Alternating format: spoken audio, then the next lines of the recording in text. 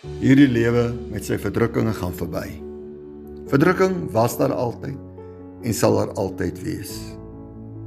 Wanneer jy verdrukking beleef, rig jou hoof hemelwaarts, verskuif jou fokus, ander kan die wolke, en besef daar is 'n destinasie vir jou en my, waar daar nie meer verdrukking is nie. Geen moeite, geen stryd, geen trane. Terwyl ons hier is, moet ons onsself dapper gedra, moet ons manlik wees, moet ons sterk wees, en moet ons op die smalweg bly, waarop die Here Jesus ons gelei het. Moenie moed opgee, wanneer dinge om jou vergaan nie, of wanneer jy voel, jy vergaan nie.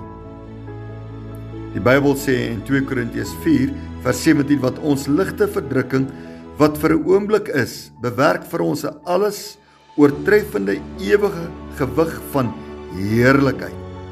Omdat ons nie let op die sigbare dinge nie, maar op die onsigbare, want die sigbare dinge is tydelik, maar die onsigbare ewig. Beleef jy verdrukking? Beleef jy stryd?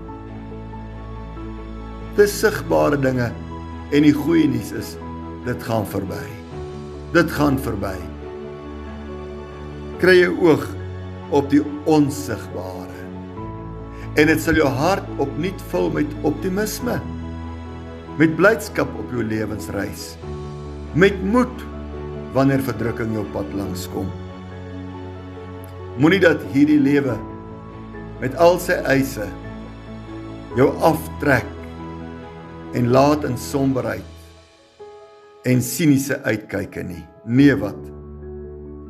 Besef maar net altyd deur, hierdie lewe gaan verby. Dis 'n oomblik van verdrukking wat verbygaan. Hemelse Vader, dankie dat U saam met ons is wanneer ons verdrukking beleef. Dankie dat U ons versterk in sulke tye. Help ons, Here, dat ons visie nie vasgevang sal word deur die drukgange van hierdie lewe nie. Dat ons nie sinies word en neuroties word nie. Maar Here, dat ons sal besef, al vergaan hierdie dinge en die uiterlike mens, daar is 'n lewe aan die ander kant, hierdie lewe, wat oorlaai is met ewige vrede, ewige lieflikhede, ewige geluksaligheid by die Here. Help ons, Here,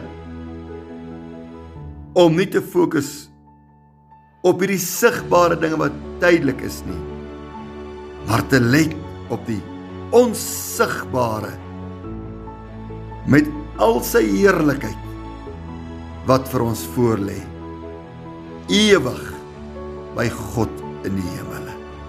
In die naam van Jesus Christus bid ek dit. Amen.